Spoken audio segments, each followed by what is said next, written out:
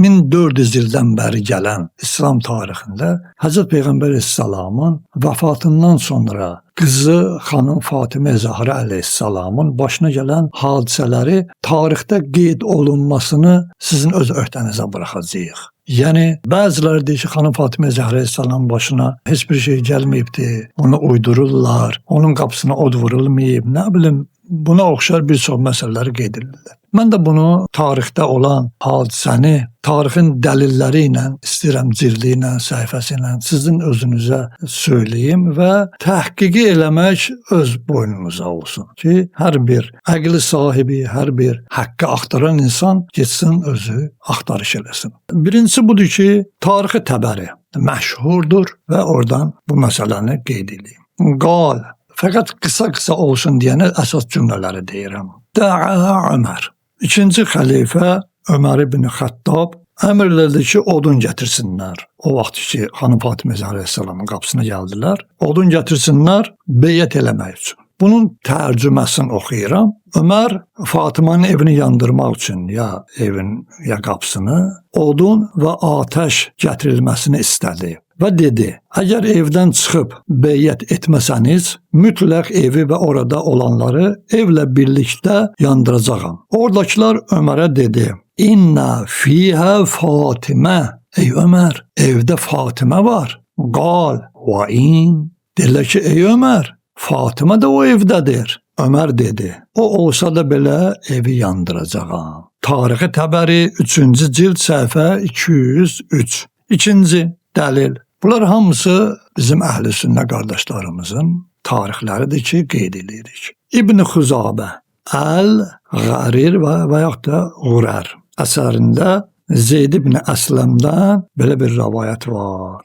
Zeyd deyir, mən odun toplayıb Ömərlə birlikdə Fatimənin evinə hücum edənlərdən biri idim. Əli və əshabı beyyət etmirdilər. Ömər Fatiməyə dedi, bu evdə kim varsa hamısı çölə çıxsın, yoxsa evi və orada olanları yandıracağam. Evdə Əli, Həsən, Hüseyin, Fatimə, Bəni Haşim və Həzrət Peyğəmbərin sahabələrindən bir neçə nəfər var idi. Fatimə Ömərə dedi, evi və uşaqlarımı yandırmaq istəyirsən? Ömər dedi, bəli, Allaha and olsun ki, çölə çıxıb beyyət etməsəniz, mütləq bu işi görəcəm. İyi, vallah, and içir ki, Ömər ki, mən bu işi görəcəm, əgər beyyət etməsəniz. Bu da ki, həmin o tarixdə qeyd olunubdur. Bəli, üçüncüsü, Bilazəri tanınmış tarixçidir, görkəmli şəxsiyyətdir. Əhməd ibn Yahya Bağdadi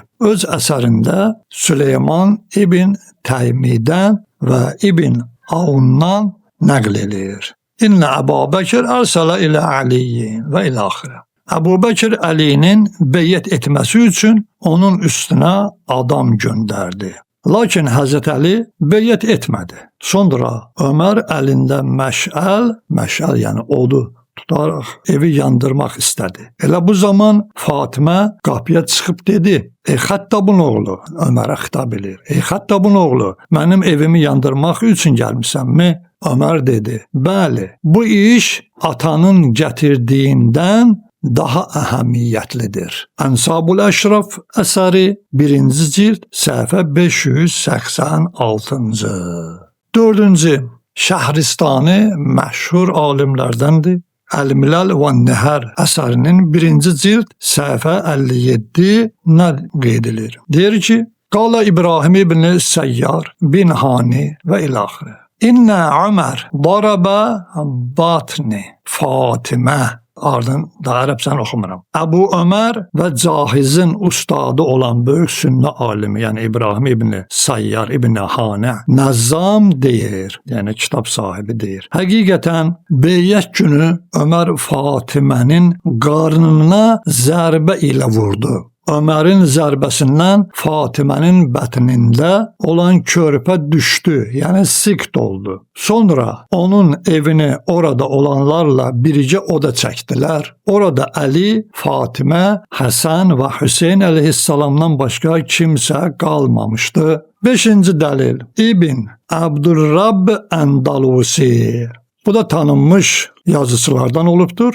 Onun əsərinin Aqdul Farid 5-ci cild səhifə 13-də belə qeyd edilir. Əbu Bəkrə bəyyət etməyən şəxslər Əli, Abbas, Zübeyir və Sa'd ibn Ubadə idi. Bunlardan Əli, Abbas və Zübeyir Fatimənin evində oturmuşdular. Əbu Bəkr onları Fatimənin evindən çıxarmaq üçün Ömər ibn Xəttabı ora göndərdi və ona dedi: "Get, əgər bəyyət etməsələr, onları öldür." Ömər əlinə od götürüb evi yandırmağa getdi. Fatimə qapıya gələrək dedi: "Ey Xəttabın oğlu, evimizi yandırmaq üçün gəlmisənmi?" Ömər dedi: "Bəli." İndi 6-cı dəlil tarixin görkəmli sünnə alimi qardaşlarımızın tanınmış tarix yazısı Salahaddin Xəlil bin Aybək Səfədiyyi Şafii deyir ki, həqiqət budur ki, Ömər beyyət günü Fatimənin qarnına elə bir zərbə vurdu ki, bətnində olan Mühəssin adlı uşaq düşdü. Əl-Vafi bil-Vəfayat 5-ci cild səhifə 347. İnnə Ömər darabə bətnə Fatimə yevməl bey'ə. Yəni bu ki bizim sözümüz deyil, əziz möminlər, əqil sahibləri. Bunu biz uydurmamışıq.